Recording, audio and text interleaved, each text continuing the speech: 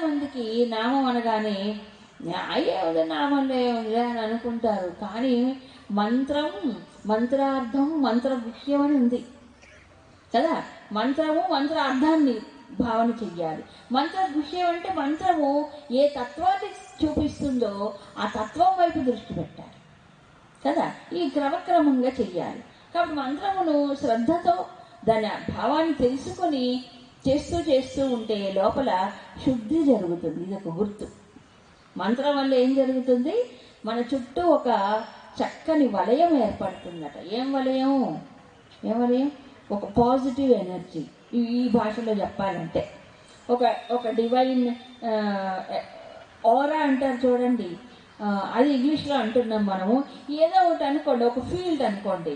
మనం చెయ్యగా ఎక్కడ పోతుంది? మన శరీరంలో నుంచి, మన ప్రాణంలో నుంచి, మన మనసులో, బుద్ధిలో ఉన్నాయి కదా ఇవన్నీ, వీటిల్లో ప్రవేశిస్తుంది చేస్తే. దీనివల్ల ఏమవుతుంది? అప్పుడు మనకు తెలియకుండానే మన చుట్టూ ఒక రక్షణ వలయం ఏర్పడుతుంది. ఎవరిని రక్షించాలి ఇప్పుడు? భగవంతుడు ఎక్కడి నుంచే వచ్చి నిన్ను రక్షించడు. మనం చేసే కర్మ, మన ఆలోచన, దీని ద్వారానే మనం రక్షించబడతాం.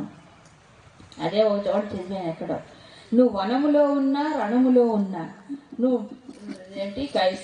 కొండ శిఖరం పైన ఉన్నా, సముద్రంలో ఉన్నా, నువ్వు ఎక్కడున్నా, ఎలాంటి పరిస్థితిలో ఉన్నా, నువ్వు చేసిన పుణ్యకర్మ నీ వెంట ఉండి నిన్ను రక్షిస్తుంది. ఇది సందేహం లేదు కదా. ఎక్కడికి ఉన్నా సరే పుణ్యం చేసిన వాడికి పుణ్యమే రక్షిస్తుంది. ఎక్కడున్నా దేని మధ్యలో ఉన్నా, భయంకర పరిస్థితుల్లో. కాబట్టి పుణ్యం అంటే చాలా మందికి చెప్పాను కదా, ఏంటి పుణ్య కర్మ, పుణ్య భావన రావాలి. కొంతమంది కర్మ ద్వారా చేస్తారు, కొంతమంది ఇంకా డీప్గా వెళ్ళగలిగిన వాళ్ళు మనోభావనతోనే చేస్తారు. ఒక మంచి సద్భావన, భగవద్భావన, భగవత్ చింతన. దీనివల్ల ఎంత ప్రయోజనం అంటే, నువ్వు ₹1,00,00,000 డొనేషన్ ఇచ్చేదానికంటే ఒక సద్భావనతో భగవంతుని కాసేపు మనసులో ధరించి చేస్తే అది అన్ని సమాజానికి ఉపయోగపడుతుంది. ఆ సూక్ష్మమైనటువంటి సాధన ఈ రోజుల్లో పోయింది కంప్లీట్గా, చాలా వరకు పోయింది. స్థూలమైనటువంటివే నిలిచిపోయాయి, ఇప్పుడు అవి తగ్గిపోయాయి. కాబట్టి మానవుడు రాను ఏమైపోతున్నాడంటే సూపర్ఫిషియల్గా అయిపోతున్నాడు, కానీ లోపలికి వెళ్ళిపోవట్లేదు, వ్యక్తిత్వం లోపలికి వెళ్ళిపోవట్లేదు. అలా జరగాలంటే ఇది చదువుకోవాలి. మనం బాగుపడద్దు ముందు మన జీవితంలో, ఇంకోళ్ళు ఉద్ధరించాలంటే. కాబట్టి తాను బాగుపడుతూ తన్ని తాను సంస్కరించుకుంటూ ఉద్ధరించుకుంటూ అప్పుడు సమాజానికి సహాయపడగలడు. అది అందుకని ఇవన్నీ కావ్యాలని అందుకు సహాయపడతాయి. మరి హనుమంతుల వారి సముద్రాన్ని లంఘనం చేయటం అంటే ఏంటి? జీవుడు సంసార సాగరాన్ని లంఘనం చేయటం లాంటిది అని పెద్దలు చెప్తారు. ఇకపోతే దుర్గమ కాదు జగత్తుకే జైతే సుగమ అనుగ్రహ తుమహరే తేతే. ఈ దుర్గమం అంటే కష్టమైనటువంటివి, కష్టములు అని. మరి ఎంత కష్టమైన పని ఉన్నా భగవద్ అనుగ్రహం ఉంటే అదేమవుతుందట? సుగమం అయిపోతుందట. ఎట్లా అయిపోతుందండి? ఇది అని మ్యాజిక్గా, ఇది అని మంత్రం. మ్యాజిక్ కాదు, ఏమీ కాదు. ఇది సాధకుడు యొక్క దృష్టిని బట్టే ఉంటుంది. కష్టమేనండి. కాకపోతే మీకు చిన్న ఎగ్జాంపుల్ మనం చెప్పుకుందాం. రెసిస్టెన్స్ అంటే తెలుసు కదా, మానవ శరీరానికి కొంత రెసిస్టెన్స్ పవర్ అనేది ఉంటుంది. అంటే రోగ నిరోధక శక్తి ఉంటుందా? ఉంటుంది.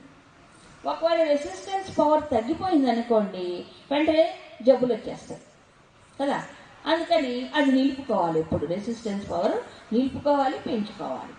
లేకపోతే అన్నీ వచ్చి మన అటాక్ చేస్తాయి. అది శక్తి ఉన్నవాడికి చుట్టూ క్రిములు ఉంటాయి, కానీ మనకేం చెయ్యం. అదే కదా సైన్స్ చెప్తుంది ఇప్పుడు.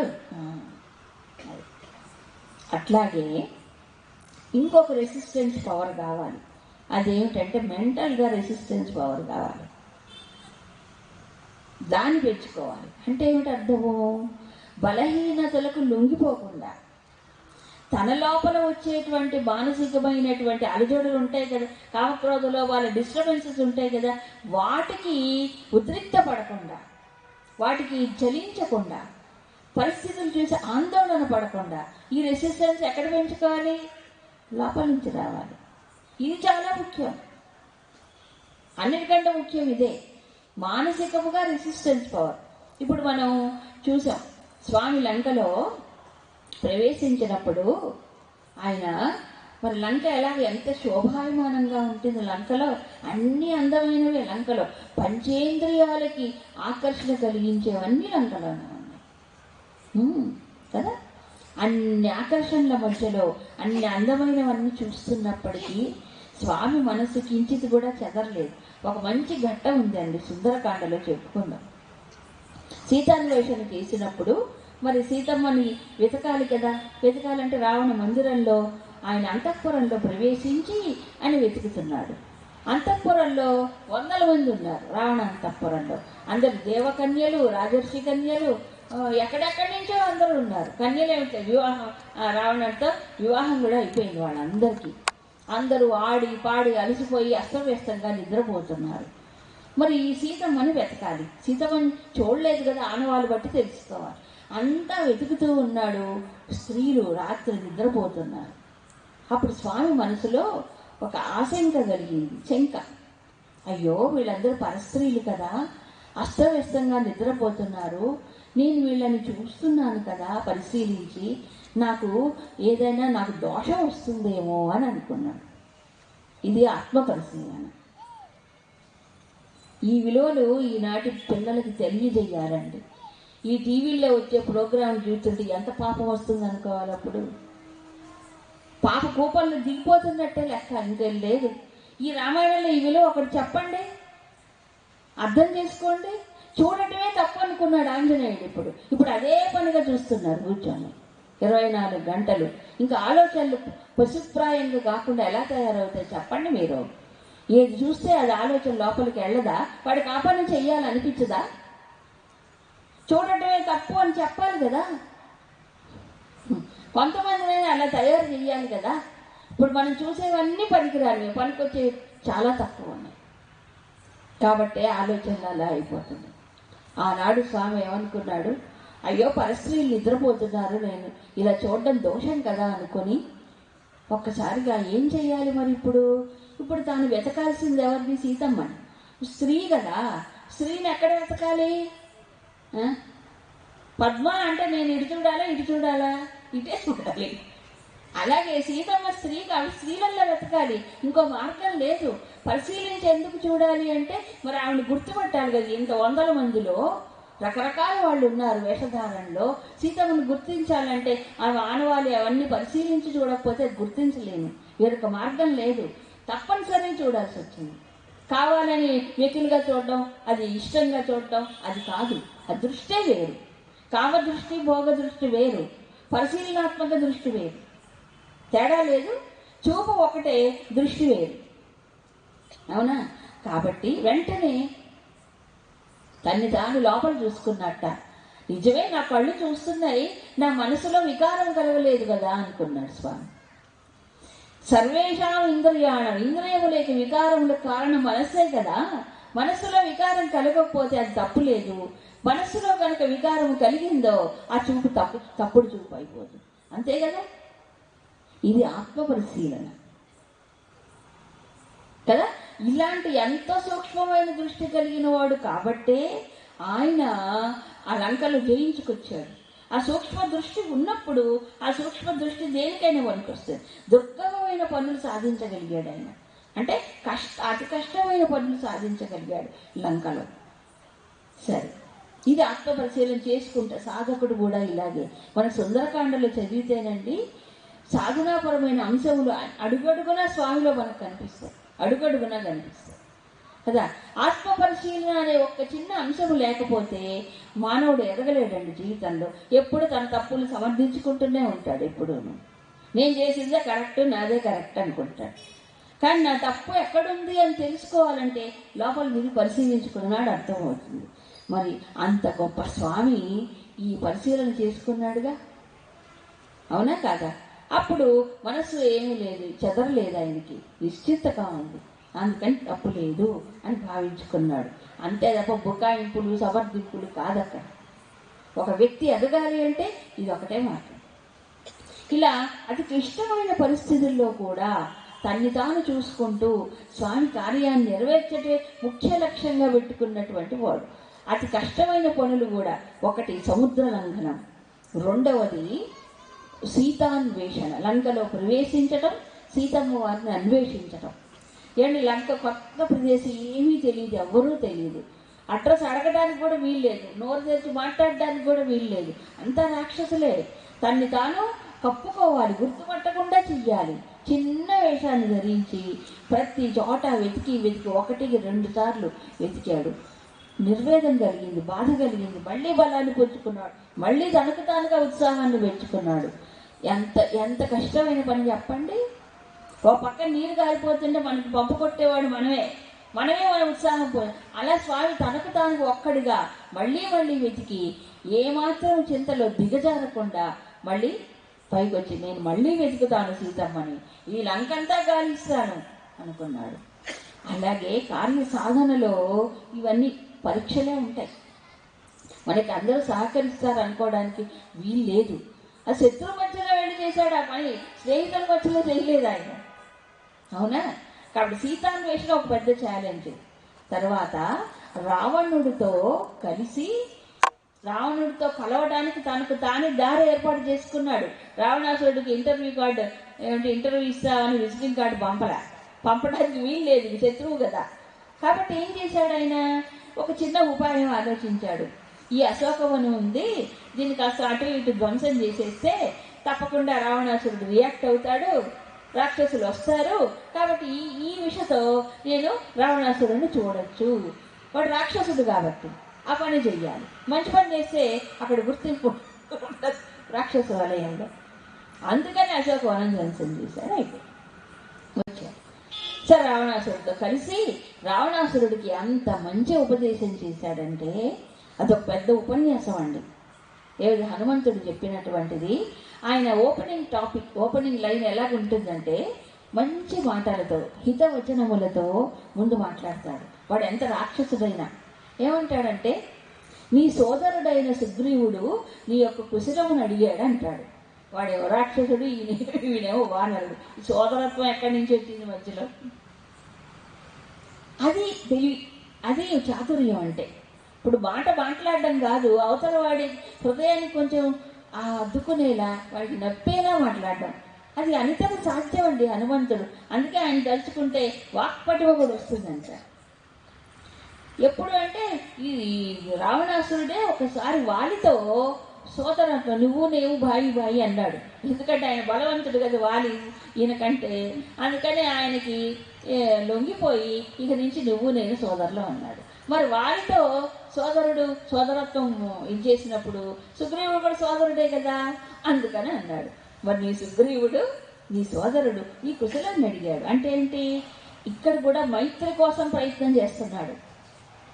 మైత్రి కోసమే. వానరులు రాక్షసులు ఫైట్ చేసుకోక్కర్లేదు, ఇద్దరు ఏకమయ్యారనుకోండి యుద్ధమే లేదు, హాయిగా సీతమ్మ గారు. ఆ రకంగా మొదలుపెట్టాడు. నెమ్మదిగా పెట్టి తర్వాత రాముడి యొక్క గొప్పతనాన్ని, ఈశ్వరత్వాన్ని చెప్పి, నువ్వు గనక సీతమ్మని తిరిగి రాముడికి అప్పగించకపోతే దాని పర్యవసానం ఎలా ఉంటుందో హేతుబద్ధంగా చెప్పి, నువ్వు తపస్సు చేశానని గర్వించకు, నీకు వరాలు పొందానని అనుకోకు, నీవు ఇప్పటిదాకా నువ్వు చేసిన తపస్సు ఫలితాన్ని నువ్వు భోగాలు అనుభవించడంలో అయిపోయింది ఖర్చు, ఇక నీకు తపస్సు ఏమీ మిగలలేదు, నీ వరాలు నిన్ను రక్షించవు. ఎందుకంటే రాముడు నరుడై వచ్చాడు, మిగతా వానరులందరూ కూడా సిద్ధంగా ఉన్నారు. ఈ ఇద్దరిని నువ్వేం చేసావు? నీ వరాల్లో వాళ్ళని తీసిపారేసావు. వాళ్ళ వల్ల నాకు మరణం వద్దు అని చెప్పలేదు నువ్వు వరాలు కోరుకున్నప్పుడు. ఆ 2 రూపాల్లో వచ్చారు ఇప్పుడు. అందుకని నీకు ఏమిటి ముందుంది ముసళ్ళ పండగని హెచ్చరించాడు. ఒక రకంగా ఏంటంటారు, జాగ్రత్త అన్నట్టుగా చెప్పాడు అనమాట. అలా హెచ్చరించి భయపెట్టి ఉపదేశం చేసి మొత్తానికి అన్నీ చేశాడు. ఇక లంకా దహనం ఇంకా ఉత్కృష్టమైన ఘట్టం అది. కాబట్టి అన్ని విధాలుగా ఆయన ప్రయత్నం అంతా చేశాడు.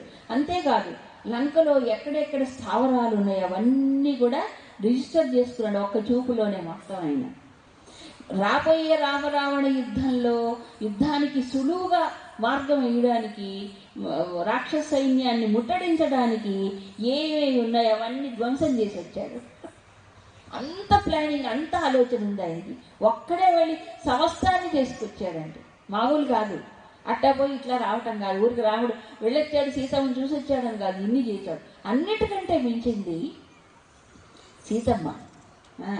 ఆ సీతమ్మకి ఎంత ధైర్యాన్ని ఇచ్చాడని.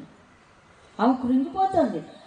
ఒక రకంగా తన శరీరాన్ని వదిలిపెట్టాలనుకుండే తల్లికి అక్కడ కూడా ఏం చేశాడు, ఆయనకి రామకథ గానం చేయటం ఇష్టం అనుకున్నాం కదా, ఆ రామకథని గానం చేశాడు. అది ఇంకా రామదువారే తుమ రఖవారే హోతన ఆజ్ఞ పీడి పైసారే. శ్రీరామచంద్రుడి యొక్క ముఖద్వారం దగ్గర ఆయన కూర్చుంటాట. కూర్చుని ఏం చేస్తాడట, ఆయన ఆజ్ఞ ఉంటేనే లోపలికి పంపిస్తాడట రాముడి దగ్గరికి, లేకపోతే ఎవరు ఆయన దగ్గరికి వెళ్ళడానికి లేదంట. అంటే వాచ్మెన్గా చేశాడని అర్థం. ఇది ఉపాసన పరంగా తీసుకోవాలి. ఎందుకంటే రామాయణంలో కానీ ఇంకెక్కడ ఆయనకి ద్వారం దగ్గర కూర్చున్నట్టు మనకి ఎక్కడ కనిపించదు. ఎందుకంటే ఆయనకి ఇష్టింతకు వెళ్ళిపోయాడు. తర్వాత అయోధ్యలో కొద్ది రోజులే ఉన్నాడు అందరితో పాటు. ఏమిటి దీని అర్థము అంటే, శ్రీరామచంద్రుణ్ణి పొందాలి, రాముణ్ణి పొందటం అంటే మోక్షమే, ఇంకోటి లేదు. మరి మోక్షం పొందాలి అంటే ఎవరు పొందుతారు మోక్షం? మోక్షం కావాలనుకునేవాడు పొందుతాడు. ఐహిక సుఖాలు కావాలి, ప్రపంచంలో ఏదో కావాలనుకునేవాడికి ఆంజనేయుడు అంటే, సరేలే నీకు కావాల్సినది నేను ఇస్తాను తీసుకొని పో అంటారు. నీకు మోక్షం కావాలంటే అప్పుడు అంత సాధన ఉన్నప్పుడు, రాముడు కావాలి అనుకున్నప్పుడు, రాముడిలో లీనం అవ్వాలనుకున్నప్పుడు అప్పుడు ఆయన సహాయం చేస్తాడట. తులసీదాస్కి చేయలే ఆ రకంగా రామభక్తుడికి రాముణ్ణి అందించాలనుకున్నప్పుడు హనుమంతుడు సహాయం చేస్తాడు. ఆ అర్హత లేని వాడికి ఐహికమైనటువంటి కావాలనుకున్నప్పుడు వాళ్ళకి రక్షణనిచ్చి కావాల్సినవి ఇచ్చి పంపిస్తాడు. అందుకే సబసుఖలహై తుమ్హారీ శరణ అన్నాడు. అంటే నిన్ను శరణ కోరిన వాడికి అన్ని సుఖాలు లభిస్తాయి. తర్వాత తుమ రక్షక కాహూకోడరణ, ఇది మనకి ఎక్కడ కనిపిస్తాయంటే సంహితల్లో కనిపిస్తాయి. ఈ భూత ప్రేత పిశాచములు మొదలైనటువంటి అవన్నీ ఉన్నాయి కదా, అవి కొన్ని శత్రుబాధ నివారణ కోసము ఆంజనేయుడు భక్తుల్ని ఎప్పుడూ కూడా రక్షిస్తాడు, భయాల్లో రక్షిస్తాడు. అందుకే మనకి సంప్రదాయంలో పసిబిడ్డలు ఉంటారు చూడడం, వాళ్ళకి హనుమంతుడితో మంత్రించినటువంటి హనుమంతుడి మెళ్ళ వేసుకుంటారు. అవునా? ఈ మూర్ఛ రోగాలు వచ్చిన వాళ్ళు కొన్ని రోగాలకు కూడా హనుమంతుడు వేసుకుంటారు. మంచిదే, తప్పులేదు అందులో. ఎందుకంటే హనుమంతుడు అన్ని విధాలు రక్షిస్తాడనేటువంటి ఒక విశ్వాసంతో అది చేస్తారు. మంచిదే ఆ రకంగా. అయితే హనుమంతుడిని స్మరించుకోవాలి. ఇంకా హనుమంతుడి యొక్క బలం, ఆపన తేజ సంహారో ఆపై, ఆయన యొక్క తేజస్సు అది ఎవరు నివారించడానికి సాధ్యము కాదట. అలాంటి ఒక ఆయన గర్జన చేస్తే 3 లోకాలు కూడా మరి వణికిపోతాయి అంటారు. మహాభారత సంగ్రామంలో ఇదంతా ఆయన హనుమంతుడి యొక్క గర్జనలు మిగతా వాళ్ళందరినీ భయపడుతున్నాయి. అది నిజంగా అర్జునుడి గర్జన కాదు, హనుమంతుడి గర్జన. కాబట్టి భక్తులకు అది హాయిగా సంతోషాన్ని కలిగిస్తే అసురులకు అది బాధాకరంగా పరిణమిస్తుంది. అలా కాబట్టి హనుమంతుడి యొక్క గర్జన, రాక్షస సంహారము ఇవన్నీ కూడా తలుచుకుంటే మనిషికి లోపల ఒక రక్షణ జరుగుతుందట. ఓహో, దుష్టుడు రక్షిస్తాడు, నా స్వామి నాకు అండగా ఉన్నాడు. ఒకటి శత్రుజయం, రెండవది అల్ప క్షుద్ర శక్తులు, భూత ప్రేత పిశాచాలు అనేటువంటి అల్పమైనటువంటివి. చాలామంది నాకు తెలిసినంత వరకు ఈ క్షుద్ర శక్తులంటే భయపడతారు, వాటిని నమ్ముతారు కానీ దేవుణ్ణి నమ్మరు. విచిత్రం అది. ఆ దయ్యం ఉంది, ఈ భూతం పట్టింది, అది పట్టింది, ఇది పట్టింది అని దాని మీద రంగు పెట్టుకుంటారు. అన్నిటికంటే మించి సర్వశక్తివంతుడు భగవంతుడు ఒకడు ఉన్నాడు కదా, కాబట్టి దేవుడు రక్షిస్తాడు అని దేవుణ్ణి నమ్మితే అవేం చేస్తాయి అల్పశక్తులు. కాబట్టి హనుమాన్ చాలీసాలో అది మనం పాడినప్పుడు గుర్తు తెచ్చుకోవాలి. భూత పిశాచ నికట నియమవై, ఈ అల్పశక్తులు ఏవి మన దగ్గరికి రావు. మహావీర జబునామసునావై, నీ యొక్క నామం ఎప్పుడైతే వినిపిస్తుందో అవన్నీ పారిపోతాయి. ఆ విశ్వాసం ఉండాలి మనిషికి. కాబట్టి భయం వచ్చినప్పుడు, బాధ కలిగినప్పుడు ఇవన్నీ కూడా హనుమంతుడి యొక్క నామస్మరణ ముందు వాడికి బలం వస్తుంది, చెప్పిన వాడికి బలం, అవి కూడా పారిపోతాయి. ఇక రోగాలు ప్రారంభం ప్రకారం కొన్ని వస్తాయి, మనం కొని తెచ్చుకునేవి కొన్ని వస్తాయి. అయితే ప్రారంభం ప్రకారం వచ్చినవైనా, మనం సరిగ్గా జీవన విధానం లేకపోయినా వచ్చే రోగాలు ఇవి భగవంతుడి యొక్క స్మరణ ద్వారా ఏమవుతాయి అని అంటే వాటి యొక్క ప్రభావం తగ్గుతుంది మనిషికి, వాటిని తట్టుకునే శక్తి వస్తుంది. ప్రారంభం అనుభవించాల్సింది ఎవరైనా తప్పదు, కానీ భగవత్ స్మరణ చేత వీటి యొక్క ప్రభావం తగ్గి మనిషి వాటి ఎదుర్కొండే రెసిస్టెన్స్ అంటారే, ఆ రెసిస్టెన్స్ పవర్ పెరుగుతుంది. అప్పుడు జబ్బు ఉన్న నాకేంటి హైగా వెళ్ళిపోవచ్చు, ఉంటుంది జబ్బు, అది పక్కన పడి ఉంటుంది. కాబట్టి దాని నుంచి వేరవుతాడు జీవుడు అప్పుడు కదా. ఎందుకని లోపల శక్తిని ప్రేరేపించుకుంటున్నాడు కాబట్టి దాన్ని కూడా సాక్షిగా చూడగలుగుతాడు, ఆ జబ్బును కూడా. కాబట్టి మనోబలం కావాలి. మనోబలం భగవత్ స్మరణతోనే వస్తుంది, భగవత్ చింతనతోనే వస్తుంది. దానికి గాంధీ గారు ఈ యుగంలో బెస్ట్ ఎగ్జాంపుల్. ఆయన ఎన్ని ఉపవాసాలు చేశారండి స్వతంత్రం కోసం, ఎన్ని చేయలేదు, సత్యాగ్రహాలు ఎన్ని చేయలే. ఆయన కూడా జబ్బులు పడ్డారు, నీరసించిపోయేవారు ఒక్కొక్కసారి. ఆయన అన్నిటికీ ఏంటంటే రామమంత్రమే ఆయన ఔషధం.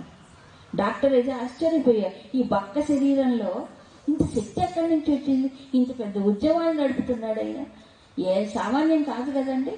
కాబట్టి ఇంత పెద్ద ఉద్యమాన్ని 24 గంటలు శ్రమ పడేవారు. అలాంటి ఒక మనిషి ఎలా చేస్తున్నాడంటే రామనామం. ఈ యుగంలో ఆయన ఎగ్జాంపుల్. ఎంతగా చేసేవారో తెలియదు అంతర్లీనంగా ఆయన ఒక్క శ్లోకంతో దేశాన్ని అంతా కదిలించలేదండి. చెప్పండి ఏమిటి ఆ స్లోగన్? రఘుపతి రాఘవ రాజారా పతిత పావన సీతారా, అంతే కదా. ఈ ఒక్క శ్లోకంతో దేశం అంతా కదిలిపోయింది. ఆ లోపల రాముడు ఉన్నాడు. ఆ రాముడు ఎవరు? సత్యం. ఆయన రాముడు, ఆత్మరాముడు. అలా నమ్మాడు ఆయన, ఆ సత్యానికే నిలబడ్డాడు. అందుకే ఆయన చేసిన ఉద్యమం సత్యాగ్రహం అవ్వలేదా? ఇప్పుడు అంతా అసత్యాగ్రహమే, రిలే సత్యాగ్రహాలు. పొద్దున్న తినొచ్చి మధ్యాహ్నం కూర్చొని మధ్యాహ్నం నుంచి సాయంత్రం కూర్చుంటాడు కదా. అది కాదు సత్యం. సత్యమైనటువంటి ఆగ్రహం సత్యం పైన నిలబడింది కదా. అట్లా ఏంటంటే రాముడిని లోపల పెట్టుకొని, ఈ జాతికి మూలం రాముడు కాబట్టే రాముడిని లోపల పెట్టుకొని ఆయన రఘుపతి రాఘవ రాజా నినాదంతో జాతిని కదిలించాడండి. అప్పటికి ఇప్పటికీ అప్పటికీ కూడా రాముడే. కాబట్టి రామనామముతో రామ మంత్రంతో జీవితాలే కాదు జాతికి కూడా ఒక స్ఫూర్తి కలుగుతుంది. ఎందుకంటే మర్యాద పురుషోత్తముడు జాతికి ఆదర్శమే కాదు, లోకం మొత్తానికి ఆదర్శం కదా. లేకపోతే ఇన్ని వేల సంవత్సరాలుగా రామాయణం ఎలా నిలుస్తుంది చెప్పండి. అది అందుకు రోగాలు అంటే రోగాలు ఉంటాయి, దాని పక్కన ఉంటాయి. కానీ బెస్ట్ ఔషధం ఏంటంటే భగవంతుడి యొక్క స్మరణ, నామము, చింతన. అది మనకి సగానికి సగం సైకోసమాటిక్ డిసీజెస్ అని కొన్ని ఉంటాయండి. అంటే మానసికమైన ఉద్విగ్నతలు, ఆరాటాలు, ఆందోళనలు, వాటి ప్రభావం శరీరం పైన పడి కొన్ని శరీరంలోకి జాడ్యాలు వస్తాయి. ఇవి పోవాలంటే ట్రీట్మెంట్ ఎక్కడ ఇవ్వాలి? సైకిక్గానే ఇవ్వాలి. కేవలం మందులు ఇచ్చి ఇంజక్షన్లు ఇచ్చి ఈ డాక్టర్లు మనం పాడు చేస్తున్నారు. మనం వాటికే లొంగిపోతున్నాం. కానీ ఈ ఔషధాన్ని తీసుకోండి, ఏది ఏ మంత్రం అయినా తీసుకోండి, భగవంతుడి యొక్క మంత్రం తీసుకొని విశ్వాసంతో శ్రద్ధతో గనక చేస్తూ ఉంటే శరీరం పైన కూడా పడతాయి. అందుకే చెప్పారు తులసిదాస్కి ఏమని, నాసై రోగ హరై సవపీర. ఇంకా సంకటములు ఇవన్నీ కూడా అన్ని ప్రతిదానికి కూడా భగవంతుడు మనకి రక్షణ ఇస్తాడు అనే విశ్వాసంతో చేయటం. 27 చదువుదాం. సపపర రామ తపస్వీ రాజా तिनके काज सकल तुम साजा और मनोरथ जो कोई लावे सोई अमित जीवन फल पावई। चारो युग परताप तुम्हारा है परसिद्ध जगत उजियारा। साधु संत के तुम रखवारे असुरनि कंदन राम दुलारे सब पर రామ తపస్వి రాజా. ఇక్కడ రామచంద్రుణ్ణి తపస్వి రాజా అంటున్నారు. రాజులు తపస్సులు ఒకటి గారు. సాధారణంగా తపస్సు చేసుకునేవాళ్ళు ఋషులు, రాజ్యం వెళ్ళేవాడు రాజు. కానీ రాముడు రెండును, మహాతపస్వి, మహాచక్రవర్తి. అది ఒక విశిష్టమైన కాంబినేషన్ కదా. ఆయన జీవితంలో తన తన జీవిత ఆదర్శాన్ని చెప్పుకున్నాడు. అయోధ్యాకాండలోని శ్రీరామచంద్రుడు విద్ధిమా ఋషిభిస్తుల్యం విమలం ధర్మమాస్థితం కైకేయితో చెప్పాడు. విద్ధిమా ఋషిభిస్తుల్యం, అమ్మా నన్ను ఋషి సమానుడుగా భావించు నువ్వు. నేను కేవలం రాజకుమారుల రాజ్యం కోసం పీకులాడుకునేవాడిని కాదు, ఋషి లాంటి పవిత్ర జీవనమును గడపాలనుకునేవాడిని. అది రాముడు ఆదర్శం. కాబట్టే అడవులకు వెళ్ళమంటే హాయిగా వెళ్ళిపోయాడు నిశ్చింతగా. ఋషుల సాంగత్యంలో గడిపాడు 14 సంవత్సరాలు హాయిగా. ఏం చింతపడలేదు, వెంగపడలేదు. అవునా కాదా? కాబట్టి సత్పురుషుల సాంగత్యంలో ఆనందపడ్డాడు శ్రీరాముడు. ఒక అవతార పురుషుడిగా వచ్చి వాళ్ళని ఆశీర్వదించి వాళ్ళకి ముక్తినిచ్చాడు. రాజకుమారుడిగా సత్పురుషుల సాంగత్యంలో సీతమ్మ ఆనందించింది, రాముడు ఆనందించాడు. మరి 14 సంవత్సరాలు ఆవిడ కైకేయి తపస్సు చేయమని చెప్పింది. అవునా, నార్కేర్లు కట్టుకొని తాపసిక జీవితం గడపమని చెప్పింది. అలా హాయిగా తపస్సు చేసుకున్నాడు 14 సంవత్సరాలు. ఏం బాధపడలేదు, ఆనందించాడు కూడా. అప్పుడే ఏం చేశాడు ఆయన? అసుర సంహారం చేశాడు అడవుల్లో కూడా. మరి వీళ్ళందరినీ కూడా ఋషుల్ని రక్షించాడు. 2 చేశాడు ఆయన సాధువుల్ని. కాబట్టి మహాతపస్వి శ్రీరామచంద్రుడు పురుషుడు, మహాచక్రవర్తి. కాబట్టి అలా మరి రాజాధిరాజు కదండి ఆ చక్రవర్తి అయిన శ్రీరామచంద్రుడు. తిన్నకే కాజ సకల తుమ్మ సాజ. ఆయన యొక్క ప్రతి కార్యమును కూడా ఆయన ఏది ఆదేశిస్తాడో, ఆదేశించినప్పుడు కూడా చెప్పితే చేయడం ఒక ఎత్తు, రాముడు చెప్పకుండానే చేశాడు కొన్ని పనులు. అది చాలా గొప్ప విషయం. శిష్యులలో, సేవకులలో 3 రకాల వాళ్ళు ఉంటారట. ఒకటి చెప్పింది చెప్పినట్టుగా చేసేవాడు, బెటర్, మంచివాడు. రెండో వాడు చెప్పింది అర్థం చేసుకోలేక అది చెప్పింది సగం చేసేవాడు ఒకడు, లేదా అసలు మానేసేవాడు ఒకడు, చేయకుండా ఉండేవాడు. బెస్ట్ ఎవరండి అంటే చెప్పింది చేసి కొంత తన ఊహాశక్తితో దీనికి అనుకూలంగా ఏముంటుందో ఊహించుకొని ఇంకా ఎక్కువగా చేసుకొని వచ్చేవాడు. అలాంటి వాడు మన స్వామి మొదటివాడు కదా. రాముడు చెప్పకుండానే లంకకు వెళ్ళి ఎన్ని కార్యాలు సాధించాడు. ఈయన ఏం చెప్పాడు? సీతమ్మ జాడ తెలుసుకురమ్మన్నాడే తప్ప మిగతావన్నీ చెప్పలేదు కదా రాముడు. కానీ ఊహించుకున్నాడు ఆయన. రామకార్యం జరగాలంటే, రావణ సంహారం జరగాలంటే ఏం చేయాలి?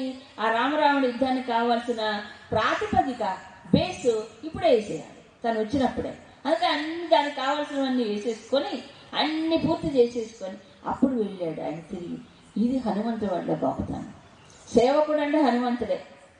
కాబట్టి రాముడు చెప్పిన ప్రతి పనిని కూడా ఆయన చక్కగా సమర్థవంతంగా నిర్వర్తించాడు. కాబట్టి ఏ పని అయినా సమర్థవంతంగా నిర్వర్తించాలంటే అందుకే హనుమత్ కృప కావాలంటాడు. హనుమంతుడిని అలా తలుచుకొని పోతే ఆ సామర్థ్యం అనేది ఆయన ఇస్తాడు. ఆ బుద్ధిని కానీ ఆ ఆలోచనని కానీ ఆయన ఇస్తాడు. కాబట్టి భగవత్ కృపతో పని చేయాలి. మన శక్తి నమ్ముకొని పని చేయకూడదు ఎప్పుడు కూడా. కానీ మనం ఏం చేస్తాము? మనకి మన మీదే నమ్మకం దేవుడి కంటే ఎక్కువ. అది మనలో జాడ్యం కదా.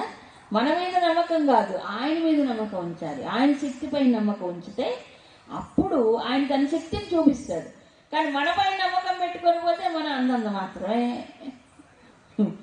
అందుకని సబపర్ తినకే కాజ సకల తుమ్మ సాజ. ఇంకోటి ఏమంటాడు? ఔర మనోరథ జో కోయిలావై సోయి అమిత జీవన ఫల పావై. ఇంకా ఏమిటంటే ఆయన మనోరథం అంటే అభీష్టం అంటారు కదా, కోరిక, మనసులో కోరుకున్నటువంటిది. కాబట్టి ఎవరైతే వాళ్ళకి ఏదో మనోభీష్టముల్లో మనసులో పెట్టుకొని హనుమంతుడిని ప్రార్థిస్తారో ఆ అభీష్టములు నెరవేరుస్తారు. అనగానే వెంటనే ఈ కోరికలు కూడా మనిషికి ఏం కోరుకోవాలనేది కూడా ఆలోచించాలి. ఈ కోరిక డేంజర్ అండి. ఒక్కోసారి ఒక అస్త్రంలాగా కూడా పనిచేస్తుంది. ఆ కోరిక మంచి కోరిక అయితే పర్వాలేదు, కానీ చెడు కోరిక అయింది అనుకోండి, అది వాడికే ప్రమాదం అలాంటి కోరికలు కోరితే. అందుకని బెస్ట్ మెథడ్ ఏంటి తెలుసా? స్వామి, నాకేం కావాలో నాకు తెలియదు, నాకేది మంచో నీకు తెలుసు కదా, నాకేది మంచో నీకు తెలుసు. నేను ఏమైనా పిచ్చి పిచ్చి కోరికలు తెలియకుండా కోరుకుంటే అవి ప్రమాదకరం అవుతాయి. అందుకని నాకు ఏది మంచో అది నువ్వే నాకు ప్రసాదించు అంటే హాయ్. అందుకని మనోరథములు నెరవేర్చడం అంటే ఒకటే, నీ అనుగ్రహం ఉంటే చాలు నాకు, అది కోరుకోవాలి. అన్నిటికంటే బెస్ట్ అదే. మిగతా ఏమున్నా భగవద్ అనుగ్రహం లేదనుకోండి అవే ఉపయోగపడవు. ఒక్క భగవద్ అనుగ్రహాన్ని కోరుకున్నాం అనుకోండి, అప్పుడు ఆయన వెంట ఉండి అన్ని చూసుకుంటాడు. అది కావాలి. అది కాబట్టి మనోరథములు కోరికల్లో కూడా మంచివి కోరుకోవాలి. అది భగవత్ కృపను కోరుకోవాలి, భగవద్ అనుగ్రహాన్ని కోరుకోవాలి, మంచి బుద్ధిని కోరుకోవాలి, సత్సాంగత్యాన్ని కోరుకోవాలి. అది సోయి అమిత జీవన ఫలపాయ. ఇంకోటి ఈ దీర్ఘాయుష్యు, అమితమైన జీవనాన్ని అంటే దీర్ఘాయుష్యుడు ప్రసాదిస్తాడు ఆంజనేయ స్వామి. ఆయన చిరంజీవి కదా, అందుకని భక్తులకు కూడా దీర్ఘాయుష్యు ప్రసాదిస్తాడు అని చెప్పారు. ఇది కూడా కొంతమంది డౌటే. ఏమండి ఆయుర్దాయం పెరుగుతుందంటారా? నిజమేనంటారా? మనము యోగ శాస్త్ర పరంగా దీన్ని అనలైజ్ చేసుకోవాలి. ఆయుర్దాయం అంటే స్పాన్ ఆఫ్ లైఫ్ కాదు. స్పాన్ అంటే తెలుసు కదా, ఇన్ని సంవత్సరం పుట్టాడు ఇప్పుడు పోతాడు, ఇన్ని సంవత్సరాలు బ్రతుకు అని ఒక ఉంటుంది. కానీ యోగశాస్త్ర ప్రకారము జీవితమును సంవత్సరాల్లో లెక్క పెట్టారు. మరి ఎలాగూ అంటే ఏమంటారు, శ్వాసల ద్వారా లెక్కిస్తారు. ఇన్ని శ్వాసలను ఉంటుందట వాడికి, ఇన్ని శ్వాసల వరకు వాడు ఉంటాడు, తర్వాత పోతాడు. అందుకే ఈ శ్వాసల్ని కనుక నియంత్రించగలిగితే అప్పుడు వాడికి ఆయుర్దాయం పెరుగుతుంది. శ్వాసలను ఎలా నియంత్రించాలి? మనస్సును నియంత్రించడం ద్వారా. ఇవి ఒకదానికోటి లింకు, చాలా సూక్ష్మమైన విషయాలు ఇవన్నీ. ఎట్లాగంటే ఇప్పుడు చూడండి, మనస్సు ఉద్రేకంగా ఉన్నప్పుడు, మనసు ఎక్కువ ఆందోళనగా ఉన్నప్పుడు శ్వాసలు ఏమవుతాయి? తొందరగా అయిపోయి రగం వచ్చేస్తాయి. కోపం వచ్చినప్పుడు ఆవేశం అంటే అప్పుడు శ్వాసలు గబగబా అయిపోయి మన ఆయుర్దాయం చచ్చిపోతుంది. అబద్ధం, నేను నవ్వుతూ చెప్పట్లేదు, ఫ్యాక్ట్, నిజం ఇది. అందుకు శ్వాసలు తగ్గాలి అంటే ఆలోచనల యొక్క ఫోర్సు తగ్గాలి, ఆవేశాలు తగ్గాలి. ఆవేశాలు, కోపతాపాలు, రాగ ద్వేషాలు ఇవన్నీ తగ్గాయి అనుకోండి, అప్పుడు మనస్సు నెమ్మదిగా ఉన్నప్పుడు శ్వాసలు కూడా ఏమవుతాయి? నెమ్మది అవుతాయి. అప్పుడు ఆయుష్ కూడా ఏమవుతుందట? పెరుగుతుంది. కాబట్టి భగవత్ ప్రార్థన ద్వారా, భగవంతుని విశ్వసించడం, ఆధారపడటం ద్వారా మనస్సు నెమ్మదిస్తుంది. దాని ద్వారా ఆయువు కూడా పెరుగుతుంది. లేదు మనంతటి మన ఆయువు తగ్గించుకుంటున్నాం. అది అందుకు చెప్పారు. కాబట్టి హనుమంతుడు పైగా వాయుపుత్రుడు ఆయన. కాబట్టి సకల రోగములు, మానసిక శారీరకమైన రుగ్మతలు కూడా హనుమంతుడి యొక్క ఆయన అనుగ్రహముతో ఆయన ప్రార్థించినప్పుడు పోతాయి అని చెప్పారు. 29 చారో యుగ పరతాప తుమ్హారా है परसिद्ध जगत उजियारा साधु संत केत तुम रखवारे असुर निकंदन राम दुलारे చారో యుగ ప్రతాప తుమ్హార, నీ యొక్క ప్రతాపం ఏదైతే ఉందో అది 4 యుగాల పర్యంతం కూడా చక్కగా అంతా వ్యాపించి ఉంటుంది అని చెప్పారు తులసీదాస్జీ. అంతేకాదు జగత్ ఉజియార, నీ యొక్క కీర్తి ప్రతిష్టలన్నీ మొత్తం లోకమంతా కూడా వ్యాపించి ఉన్నది. అంటే ఏంటి అర్థము? 4 దీర్ఘకాలము ప్రపంచం అంతా వ్యాపించి ఉంది. ఇప్పుడు చూడండి, విదేశాల్లో కూడా హనుమంతుడి విగ్రహాలు ఉన్నాయి లేవా? కాబట్టి ఎక్కడికి వెళ్ళినా, ఏ దేశం వెళ్ళినా ఆయన ఒక రకంగా ఆయన మూర్తిని చూడగానే ఒక ఉత్సాహము, ధైర్యము, శక్తి, వచ్చేస్తుంది మనిషిలో. అలాంటి ఒక దివ్యమైన మూర్తి. మరి 4 యుగాలు అంటే మీకు హనుమంతుడి నామ వాళ్ళ భవిష్యత్ చతురాననాయనమ అని ఉంది. అంటే రాబోయేటువంటి సృష్టికి ఆయన ఎవరట? బ్రహ్మగా ఉంటాడట అని చెప్తారు కొన్ని పురాణాల్లో. అలా ఆయన చిరంజీవిగా ఉన్నాడు. అంటే ఏంటి? అప్పుడు ఎప్పుడూ ఉన్నాడు ఆయన. కాబట్టి ఆయన యొక్క కీర్తి ప్రతిష్టలు ప్రపంచమంతా వ్యాపించి ఉంది. చిరస్థాయిగా శాశ్వతంగా నిలిచిపోయాడు. మరి శ్రీరామచంద్రుడు ఎలా శాశ్వతంగా నిలిచిపోయాడో ఆయన సేవకుడు అలాగే నిలిచిపోయాడు శాశ్వతంగా అని. ఇంకా ముఖ్యమైన విషయం గుర్తుపెట్టుకోవాలి, చాలా ముఖ్యం. సాధు సంతగే తుమరక వారే అంటే సాధువులని, సత్పురుషులని, ధర్మ మార్గంలో ఉండేవాళ్ళని ఎప్పుడూ ఒకంట కనిపెట్టి రక్షిస్తాడు ఆంజనేయుడు. అసుర నికందన ఆసురీ శక్తులు ఏం చేస్తాడు? ఆయన నిర్మూలిస్తాడు. తర్వాత రామ దులార, ఈ దులార అనేది ఎంత మంచి దులార అంటే ఏంటి? రాముడికి ముద్దు బిడ్డ. రాముడికి ఆయన అత్యంత ప్రీతి, సొంత కొడుకంటే ఎంత ఇష్టం. అట్లా హనుమంతుడంటే రాముడికి అంత ఇష్టం. ఒక ముద్దు బిడ్డలాగా రాముడిని ఆయన చూసుకున్నాడు. ఎందుకంటే హనుమంతుడు కూడా అలా రాముడిని సేవించాడు కాబట్టి రామదులారే, రాముడికి ప్రీతిపాత్రుడైన వాడు హనుమంతుడు. సో రాముడు ఎలాగా అవతారమూర్తిగా వచ్చినప్పుడు ఏం చేశాడు? దుష్ట శిక్షణ, శిష్ట రక్షణ చేసి ధర్మాన్ని ప్రతిష్టాపించాడో, మరి రాముడికి ముద్దు బిడ్డ హనుమంతుడు కూడా అదే పని చేస్తాడు. ఆ సాధు రక్షణలో, దుష్ట శిక్షణలో ఎప్పుడూ ఆయన నిమగ్నమై ఉంటాడు. కాబట్టి నన్ను ఎవరు రక్షిస్తారు? నాకు సెక్యూరిటీ ఎవరు? ప్రతి మనిషికి ఇదే సెక్యూరిటీ కదా పెట్టుకుంటారు. మీకు ఒకటి గుర్తుందో లేదో, ఇప్పుడు మనిషికి నిజానికి భయం. భాగవతంలో ఒక చోట చదివే నేను, సాధనములు 1000 కలిగిన అంటే తను తాను రక్షించుకోవడానికి అనేకమైన ఏర్పాట్లు చుట్టూ చేసుకుంటాడు మనిషి రక్షించుకోవడానికి. 1000 చుట్టూ ఏర్పాటు చేసుకున్న కలుడు శిక్షితుడగు, దుష్టుడు శిక్షింపబడతాడట. కానీ సాధువు ఏ రక్షణ తనకు లేకపోయినా రక్షించబడతాడు. కారణం ఏంటి? ఆయన ఒకడు ఉన్నాడు, ఆయన చూస్తున్నాడుగా. ధర్మం ఎవరు ఆచరిస్తున్నారు, మంచి ఎవరు చూస్తారు, ఆయన చూసుకుంటాడు, ఆయన రక్షిస్తాడు. సాధు సంతకే తుమురక్కవారు. వీళ్ళకి బాహ్య రక్షణ అవసరమే లేదు. నిజానికి రక్షించేవాడు, కంకణం కట్టుకున్నవాడు దేవుడు. కాబట్టి సాధువుని రక్షిస్తాడు. రాముడు రక్షించినట్టుగా హనుమంతుడు కూడా. ఇది నిరూపణ అయింది ఎందరికో ఎన్ని సందర్భాలలో. కాబట్టి నాకు రక్షణ ఎవరు అంటే భగవంతుడే. ఏమంటే ఈ విషయంలో రామాయణంలోనే రాముడు ఒక చోట చెప్తాడు, అన్ని చోట్ల ముఖ్యంగా సీతాదేవి విషయంలో చెప్పాడు ఆయన. సీతమ్మ వారు అగ్నిప్రవేశం చేయడానికి, ఇంకా అగ్నిప్రవేశం నిర్ణయం కాలేదు, రాముని దర్శించుకోవడానికి పల్లకి దిగి సీతమ్మ వచ్చింది. వస్తుంటే ఇటు రాక్షస సైన్యం ఉంది, వానర సైన్యం అందరూ ఉన్నారు. ఆమెను చూడాలని తాపత్రయంలో ఒకళ్ళ మీద ఒకళ్ళు బట్టి కిక్కిరిసిపోతున్నారు. అప్పుడు వాళ్ళందరినీ నెమ్మదిగా పక్కకు తీసి విభీషణుడి తర్వాత సీతాదేవి పల్లకీలో రాకూడదు, నడిచి రావాలి అందరి మధ్యలో అన్నాడు రాముడు. ఆవిడ మహారాణి, అలాంటి ఆవిడ అందరి మధ్యలో నడిచి రావటం ఏంటి?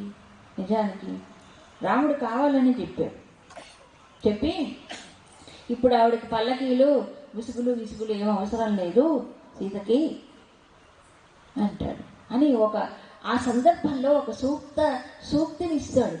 అసలు సూక్తి కాదు, సత్యం, యథార్థం. అది ఏమంటాడంటే ఆయన వృత్తం ఆవృత్యం అంటే ఒక స్త్రీకి రక్షణ ఏమిటి అనే విషయంలో రాముడు చెప్తాడు. శీలం, వృత్తం అంటే నడవడిక. ఆమె నడవడిక, ఆమె సౌశీల్యమే స్త్రీకి రక్షణ. పరదాలు, తెరలు, పల్లకీలు, భవనాలు, సెక్యూరిటీ గార్డులు కాదు. రాముడే అంటాడు ఆ విషయాన్ని. అన్నట్టే సీతమ్మ నిరూపించుకుందా లేదా? రాముడు వాక్యాన్ని నిరూపణ చేసింది ఆ తల్లి. అగ్ని ప్రవేశం చేసి నిరూపించుకుంది. అగ్ని ప్రవేశం చేయక్కర్లే. నిజానికి రక్షణే. ఎవరు రక్షిస్తారంటే తన సౌశీల్యమే, తన పుణ్యమే. ద్రౌపదిని ఎవరు రక్షించారండి? భర్తను కూడా రక్షించలేదు కదా, వాళ్ళు కూడా బందీలు కూర్చున్నారే. ఎవరు రక్షించాడు? కృష్ణుడు భగవంతుడు కదా రక్షించింది. ఎవరికైనా ఇదే రూలు, స్త్రీకైనా పురుషుడికైనా. తన పుణ్యం ఉంటే, తన సౌశీల్యం ఉంటే, తనకి ఆ హిమ్మత్తు ఉన్నప్పుడు భగవంతుడు చూసుకుంటాడు. ఆయన నిలబెట్టుకోవాలి. రాక్షస వర్యంలో విభీషణుడు లేడా? ఉన్నాడుగా. ఎంతకాలం ఉన్నాడు? అన్ని సహించాడు, అన్ని భరించాడు. తర్వాత రాముడి దగ్గర చివరిలో వెళ్ళిపోయాడు ఆయన. లంక అంతా దహించబడుతూ ఉంటే మరి ఆయన ఇల్లు అంతేకాదు, సీతాదేవి ఉన్న అశోకవన వాటికి ఉంది చూడండి, మొత్తం దహించబడ్డా అక్కడికి పొగ కూడా పోలేదట. ఇంతకంటే తాకడం ఏంటి? ఇంతకంటే తాకడం ఏం కావాలి? ఆ తల్లి చుట్టూ ఒక మహాశక్తి ఉంది. అదే ఆంజనేయ స్వామి అంటాడు. ఆయన లోపల అనుకుంటాడు, అయ్యో లంకంతా దహించబడింది, ఈ దహనంలో సీతమ్మ ఉన్న అశోకవనం ఏమైపోయిందో, సీతమ్మ ఏమైపోయిందని బాధపడతాడు. చాలా బాధపడి చింతించి ఆయన మనసులో ఇదైపోతూ ఉంటే పైన సిద్ధులు, చారణులు, దేవతలు అందరూ అనుకుంటారట, ఎంత ఆశ్చర్యం, లంకంతా దహించబడిపోయింది, సీతమ్మ ఉన్న చోట కొంచెం కూడా మంట కూడా పోలేదట. అది వింటాడు పైన దేవతలు చెప్పుకుంటే విని మళ్ళీ ఒకసారి సీతమ్మ చూడడానికి వెళ్తాడు. ఈ లోపల ఆయనలో తర్జన భర్జన జరిగింది. ఏమిటి తెలుసా? ఆంజనేయుడే తార్కాణం నిప్పు అంటించాడు కదా తోకకి, మరి శరీరం అంతా కాలిపోవాలి కదా ఆయనకి, ఎందుకు కాలలేదు? కారణం ఏంటి తెలుసా? ఆంజనేయుడు అప్పుడు అనుకుంటాడు, కాలకపోగా ఆయన తోకకుండే నిప్పు చల్లగా ఉంది, ఏసీలో కూర్చున్నట్టుందంట. ఆయనకి అలా అనిపించిందట, చల్లగా మంచు ముద్దలా వేడిగా కాల్చి లంకనంతా కాల్చేసిన అగ్ని ఆయనకి చల్లగా ఎందుకు తోచింది? కారణం ఏంటి? అప్పుడు అనుకుంటాడు, అగ్నిదేవుడు మా నాన్నగారు వాయుదేవుడు ఫ్రెండ్స్ కదా, అందుకని అగ్ని నా మీద దయ చూపించాడు. కాదు, రాముడి యొక్క శక్తి కదా, రాముడు అనుగ్రహం వల్ల చల్లగా అయిపోయిందేమో. మళ్ళీ అనుకుంటాడు, కాదు సీతాదేవి అనుగ్రహం వల్ల నాకు ఈ చల్లదనం వచ్చిందేమో అనుకుంటాడు. అనుకొని ఆ అగ్ని నన్నే కాల్చలేదే, సీతమ్మని ఏం చేస్తుంది అనుకున్నాడు. అనుకొని అసలు సీతమ్మయే ఒక అగ్ని స్వరూపిణి, నా అగ్ని అగ్నౌ ప్రవర్తతే, అగ్నిని కాల్స్తుందా? ఇంకేదైనా కాల్చుగా, అగ్నిని కాల్చలేదు కదా, సీతమ్మని ఏమి కాల్చదు అని అప్పుడు అనుకొని అప్పుడు సీతాదేవి దర్శనానికి వెళ్ళాడు. అవునా? కాబట్టి సాధు సత్పురుషులు ఎవరైతే ఉంటారో, సీతను రక్షించింది ఆవిడ సౌశీల్యమే, అగ్నితుల్యురాలు. ఆంజనేయుడు రక్షించింది అదే.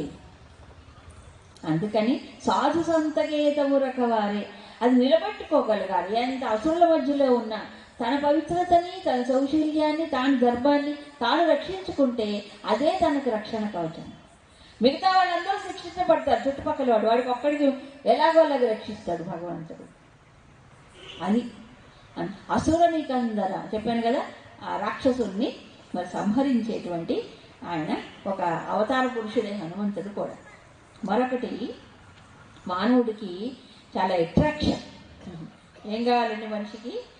హోం ఫట్ సిద్ధులుగా చాలా ఆకర్షణ మనిషికి. ఏదన్నా మానవాతి ఒక ఇంద్రియాతీతమైన చూపిస్తే అబ్బా వెంటనే పడిపోతారు మనిషి.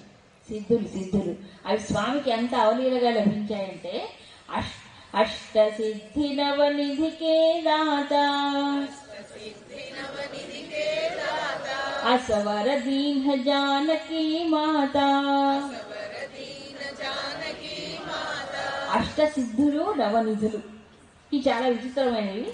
ఇవన్నీ కూడా జానకి మాత అంటే జానకి సీతమ్మ వరంగా ఆయనకి ఇచ్చిందంట. అష్టసిద్ధులు నవనిధులు. ఇది మనకి వాల్మీకి రామాయణంలో కనిపించదు, కానీ ఇండైరెక్ట్ గా మనకు తెలుస్తుంది. రేపు చెప్పుకుందాం. హరి ఓం.